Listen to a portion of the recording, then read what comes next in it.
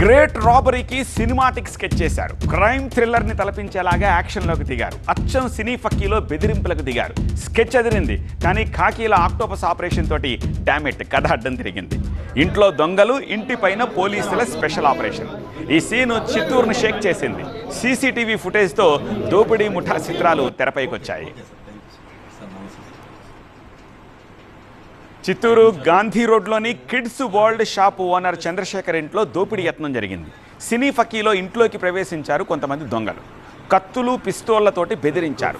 నగలు, నగదు ఇవ్వాలని నానా హంగామా చేశారు. కానీ చంద్రశేఖర్ వాళ్ళను ప్రతిఘటించడం, కుటుంబ సభ్యులు కేకలు వేయడంతో స్థానికులు అలర్ట్ అయ్యారు. వెంటనే పోలీసులకు ఇన్ఫర్మేషన్ ఇచ్చారు. ఎస్పీ మణికంఠ చందోల్ స్వయంగా స్పాట్కు వచ్చారు. కమాండో టీమ్స్ తోటి ఆపరేషన్ చేపట్టారు. ఇంట్లో దొంగలు, బయట జనం గగ్గోలు, నిచ్చెనలతోటి ఇంటి పైకి చేరుకున్నారు పోలీసులు. కనిపిస్తే కాల్చివేతే అన్నట్టుగా కమాండోస్ పొజిషన్ తీసుకున్నారు. అభి, చిన్న కన్ఫ్యూజన్. ఫ్లాట్ కొనాలా, సైట్ కొనాలా? కన్ఫ్యూజన్ ఎందుకు? ఒక రియల్ ఎస్టేట్ ఎక్స్పర్ట్ తో మాట్లాడు. ఎలా? బాస్ వాలా. Be the boss. ఎప్పుడేం జరుగుతుందో అనే హై టెన్షన్ నెలకొంది. క్యాచ్ చేయడానికైనా, కాల్పులు జరపడానికైనా, దేనికైనా రెడీ అన్నట్టుగా ఎస్పీ మణికంఠ ఆధ్వర్యంలో ఆక్టోపస్ టీమ్స్ సిద్ధమైపోయినాయి. ఖాకీలు, కమాండాల ఎంట్రీతోటి రాబరీ ప్లాన్ బెడిసికొట్టేసింది. దోపిడీకి యత్నించిన ముఠా ఖాకీలకు అడ్డంగా బుక్ అయిపోయారు.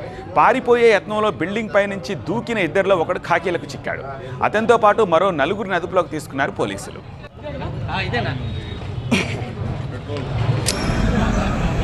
కత్తులతో, డమ్మీ పిస్తోల్స్ తోటి బెదిరించి దోపిడీ చేయాలని మంచి స్కెచ్తో యాక్షన్లోకి దిగారు. ఇంట్లో వాళ్లను బంధించేందుకు తాళ్లను కూడా వెంట తెచ్చుకున్నారు. కానీ ఏం చేస్తాం, కథ అడ్డం తిరిగింది. దోచుకుని పారిపోయేందుకు సిద్ధం చేసుకున్న వ్యాన్తో సహా పట్టుబడిపోయారు కేటుగాళ్లు. అసలు వాళ్ళెవరు? చంద్రశేఖర్ ఇంటినే ఎందుకు టార్గెట్ చేశారు?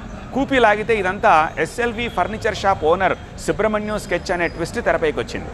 చంద్రశేఖర్ ఇంట్లో ఫర్నిచర్ వర్క్ చేసింది అతనే. దోపిడీ స్కెచ్ వెనుక అతని హస్తం ఉందని ఓ అంచనాకొచ్చారు పోలీసులు. దోపిడీకి యత్నించిన నిందితుల్లో 7గురిని గుర్తించారు. సుబ్రహ్మణ్యం సహా మరో 4గురిని అదుపులోకి తీసుకున్నారు. పరారైన మరో 2 తొందరలోనే పట్టుకుంటామంటున్నారు చిత్తూరు పోలీసులు. ఇక్కడున్న 1 టౌన్ 2 టౌన్ బీట్స్, మిగిలిన ఆర్మ్డ్ ఫోర్సెస్, ఎస్పీ సార్ కూడా చాలా ఫాస్ట్గా రియాక్ట్ అయ్యి రావడం, వెంటనే వాళ్ళందరినీ లైవ్లో మేమే పట్టుకోవడం జరిగింది. పబ్లిక్ కూడా చాలా గ్రేట్గా సపోర్ట్ చేశారు. నిజంగా వాళ్ళని అభినందనీయం. వాళ్ళ సపోర్ట్తో పోలీసు కూడా వెపన్స్ ఉన్నా కూడా అలాగే దూరి పట్టుకోవడం జరిగింది. మనం పోయే లోపల దూకుతున్నారు, అలా దూకిన వాళ్ళని అలాగే పట్టుకునేసారు. అంటే వాళ్ళతో వెపన్స్ ఉన్నాయన్నమాట. వాళ్ళ దగ్గర డమ్మీ పిస్టల్ లాగా ఉన్నాయి. 6 మంది ఉన్నారు. అంటే ఇప్పుడు ఎంతమంది అదుపులో తీసుకున్నారు? 4 మన కస్టడీలో ఉన్నారు. పారిపోయారు. ఓకే, ఎవరు ఏ ప్రాంతానికి సంబంధించిన వాళ్ళు? అది విచారించి నేను చెప్తాను. కొంత కర్నూలు, నంద్యాల, అనంతపురం అని చెప్తున్నారు. వాళ్ళు నిజంగానే అలా ఉందా, ఇంకేమైనా మన వాళ్ళు తప్పుదో పట్టించడానికి ఏమైనా చెప్తున్నారని నిర్ధారించుకుని క్లియర్ కట్గా మీకు చెప్తాను. వెపన్స్ అయితే ఎవరైనా చూస్తే డిఎల్ వెపన్ లాగే ఉన్నాయి. అంటే రాబరీకి వచ్చిన వాళ్ళైతే ఉదయం 6:30 సమయంలో ఎందుకు వచ్చారు? పక్కన బ్యాంక్ ఉంది, మరి అట్లాంటి టార్గెట్ చేసేమన్నా దొంగలు వచ్చారని చెప్పేసి ఆ ఉద్దేశంతో కూడా కొద్దిగా ఆలోచించాల్సి వస్తుంది. ఆ పర్సన్కి ఎవరైతే ఇంటికి వచ్చారో ఆ పర్సన్కి తెలిసిన వాళ్ళ, లేదా ఏమైనా ఇంకా ఇతనికి వచ్చిన వాళ్ళకి ఏమైనా లావాదేవీలు ఏమైనా ఉన్నాయనేది కూడా కొంత నాకు అనుమానంగా ఇప్పుడే తెలుస్తూ ఉంది. నేను క్లియర్గా ఇన్ఫర్మేషన్ పెట్టుకొని మీతో మాట్లాడతాను. తెల్లారుతూ ఉండగానే కత్తులు, డమ్మీ తుపాకులతోటి 10 నిమిషాలు ఇంట్లో సీన్ సితార్ చేశారు దొంగలు. ఆ 10 నిమిషాలు ఏం జరిగింది, షాప్ యజమాని ఏం చెప్తున్నాడు, మా సీనియర్ కరెస్పాండెంట్ రాజు అప్డేట్స్ అందిస్తారు. చిత్తూరు గాంధీ రోడ్లో ఉదయం 6:30 గంటలకు అసలు ఏం జరిగింది? చంద్రశేఖర్ ఇంట్లోకి 6 దుండగులు ఏ రకంగా చొరబట్టారనేది మన ప్రస్తుతం చంద్రశేఖర్ ఇంట్లోనే ఉన్నాము. చెప్పండి, ఎన్ని గంటల సమయంలో దుండగులు వచ్చారు? మీరు ఏ సమయంలో కిందికి వెళ్ళి షట్టర్ ఓపెన్ చేశారు? జనరల్గా మాకు 6:30 గంటలకి కింద మెయిన్ ఎంట్రన్స్లో వచ్చి షట్టర్ ఉందండి. షట్టర్ ఓపెన్ చేసి ఈ మెయిన్ ఎంట్రన్స్ ఇలా తలుపు తీసి చూస్తే లోపల దుండగులు ఉన్నారు. మా అబ్బాయిని ఇద్దరు వచ్చి అతన్ని అటాక్ చేస్తూ ఉన్నారు. మా ఆవిడ వచ్చి వంట రూమ్ కిచెన్లో ఉండింది. మా అత్తగారు వచ్చి అక్కడ సోఫా మీద కూర్చోనింది. ఒక 2 నా దగ్గరికి వచ్చారు. నేను నా శక్తి కొద్దీ వాళ్ళని కొట్టడానికి ప్రయత్నం చేసినాను. వాళ్ళు 2 వచ్చి నన్ను తోసినప్పుడు ఇక్కడ గాయమైంది. గాయమైన తర్వాత వాళ్ళు కత్తి తీసుకొచ్చి నాకు మెడ మీద పెట్టారు.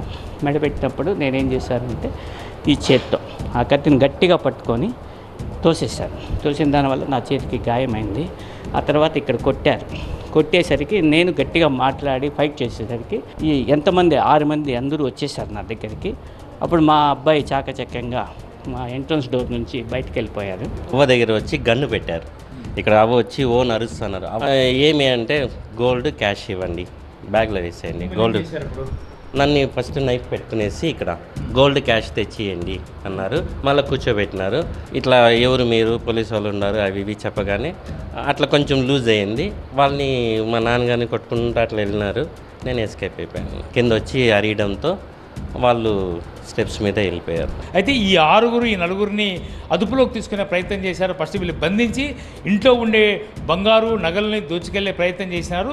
అయితే ఈ ఘటనను గుర్తించినటువంటి చంద్రశేఖర్ ప్రతిఘటించడంతోనే వాళ్ళు వెనుదిరిగినట్టుగా తెలుస్తుంది. దాదాపుగా 10 నిమిషాలకు పైగానే ఒక పెనుగులాట లేదంటే వీళ్ళ మధ్య ఒక పోరాటమే జరిగినట్టు కనిపిస్తోంది. అయితే గాయాల పాలైనటువంటి చంద్రశేఖర్ కేకలు వేయడము, బయట ఉన్నటువంటి స్థానికులు ఒక్కసారిగా చంద్రశేఖర్ 3వ అంతస్తులోకి వచ్చి రావడంతోనే దుండగులు ఇక్కడి నుంచి పరారైనట్టుగా తెలుస్తుంది. అయితే ఈ ఘటన మాత్రము చిత్తూరులో సంచలనంగా మారింది.